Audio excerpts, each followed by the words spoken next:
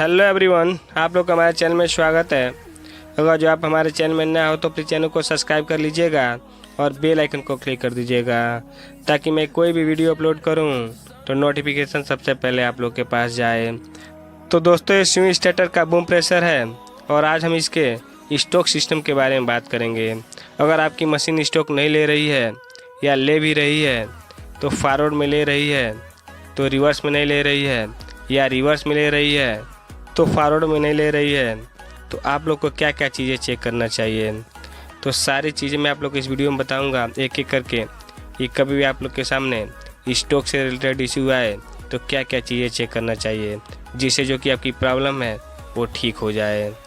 तो चलिए, सबसे पहले आप लोग को जो स्टॉक का स्विच है उसके बारे में बताते हैं कि वो कैसे वर्क करता है।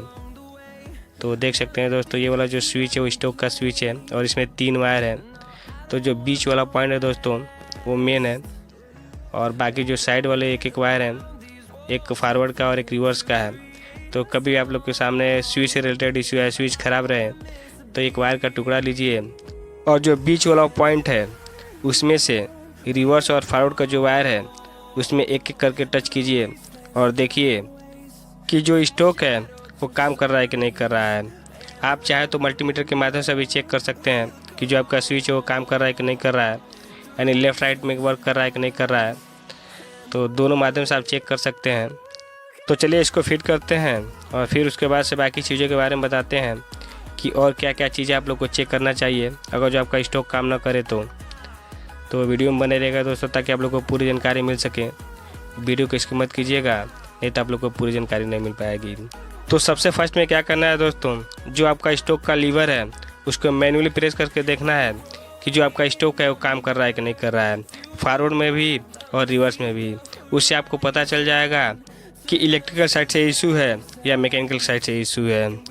तो चलिए, आप लोग को जो स्टॉक का सोलनॉइड है उसका लोकेशन दिखा दे रहा हूँ कि कहाँ पे लगा हुआ रहता है, ताकि आप लोग को उसका लोकेशन पता रहे और आप लोग को चेक करने में आसानी हो। तो जो हाइड्रोलिक लीवर मैंने दिखाया दोस्तों मैन्युअली चेक करने के लिए, उसके जस्ट पीछे में सोलनॉइड लगा हुआ रहता है। तो देख सकते हैं दोस्तों, आप लोग के सामने 2 कनेक्टर दिखाई दे रहा है और देखिए अभी एक कनेक्टर में लाइट जल गया। जैसे ही मैंने स्विच को फॉरवर्ड में किया तो उसमें लाइट जल गया। तो जो अंदर वाला सोलनॉइड है दोस्तों वो फॉरवर्ड का है और जो बाहर वाला सोलनॉइड है वो रिवर्स का है। तो देख सकते हैं अभी रिवर्स वाले में लाइट जल रहा है, स्विच को रिवर्स किया गया है। तो कभी भी आप लोग के सामने स्टॉक से रिलेटेड इशू आए तो सबसे पहले मैन्युअली चेक कीजिए कि जो आपका स्टॉक है रिवर्स या फॉरवर्ड में काम कर रहा है कि नहीं कर रहा है।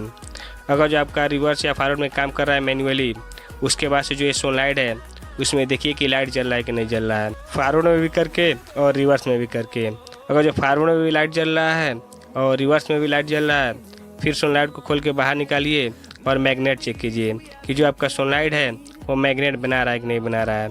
अगर जो आपका सोलनॉइड मैग्नेट बना रहा है और फिर भी आपका स्टॉक काम नहीं कर रहा है फॉरवर्ड में या रिवर्स में, तो जो आपका सोलनॉइड वाल्व है उसको खोल के और हवा मार के देखिए कि उसमें एयर पास हो रहा है कि नहीं हो रहा है। अगर जो एयर पास नहीं हो रहा है फिर आप उसको साफ़ कर दीजिए और उसके बाद से लगा के देखिए जो आपका स्टॉक है वो काम कर रहा है कि नहीं कर रहा है।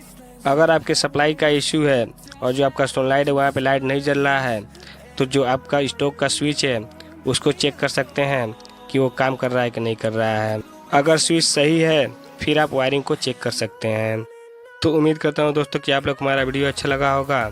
तो वीडियो देखने के लिए थैंक यू दोस्तों।